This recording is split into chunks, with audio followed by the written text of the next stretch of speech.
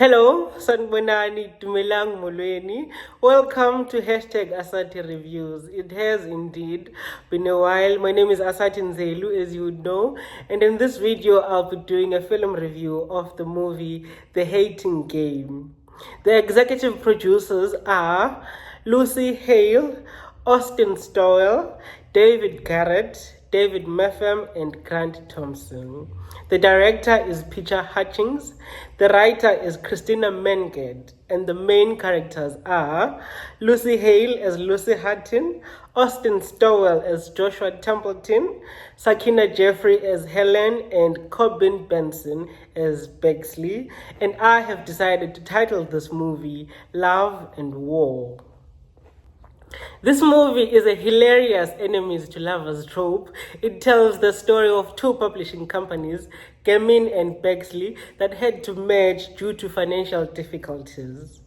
Gamin insisted more on treating literature like the art that it is, whilst Bexley saw everything from a financial perspective and was run by people who have never picked up a single book in their lives. The problem with this merger was that these two companies had widely different cultures and approaches, so they clashed frequently, and employees from respective companies hated each other passionately. The parents of these two companies themselves couldn't stand each other, and the deputy parents even worse. On many occasions, they were so close to unaliving each other. Lucy and Joshua, the deputy parents, are two very different people with clashing approaches. Lucy is more artsy, more kind, and very approachable, hence most of her subordinates take advantage of her.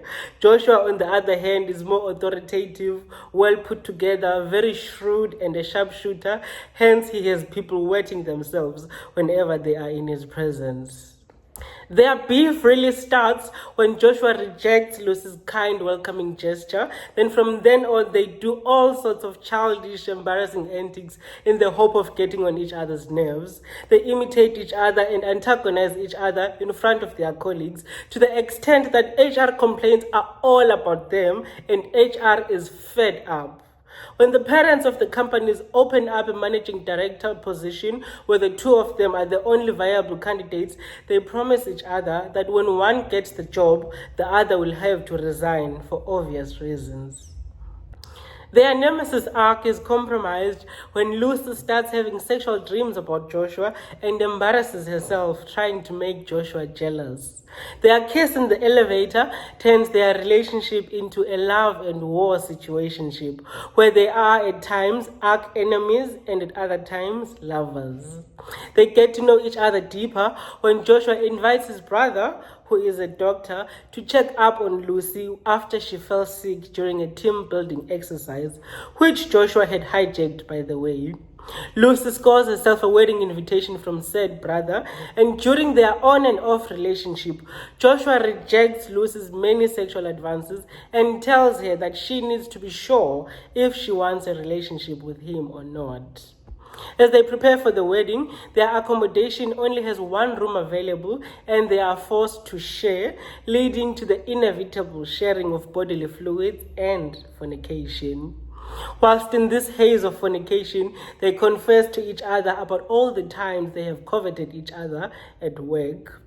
At the wedding, we discover that the reason Joshua does not get along with his family is because his brother is marrying his ex, and his father strongly detests the career path that Joshua chose and finds it less noble than being a doctor.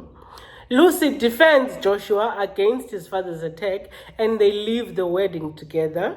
They eventually decide to redefine their relationship as they embrace its new form as lovers.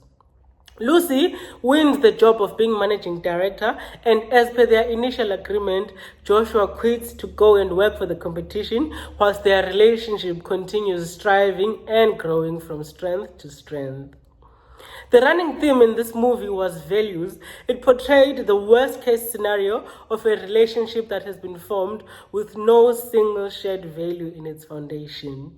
And even though we have watched many movies with this story before, this movie does well in entertaining the viewer thoroughly and making them forget about other movies with similar stories, such that they do not feel like they are watching the same movie. It is hilarious, it is entertaining, it is worthy of a viewer's time. And also, a noteworthy mention is its delicate treatment of OCD and how it did not portray people with OCD as incredibly difficult to coexist with.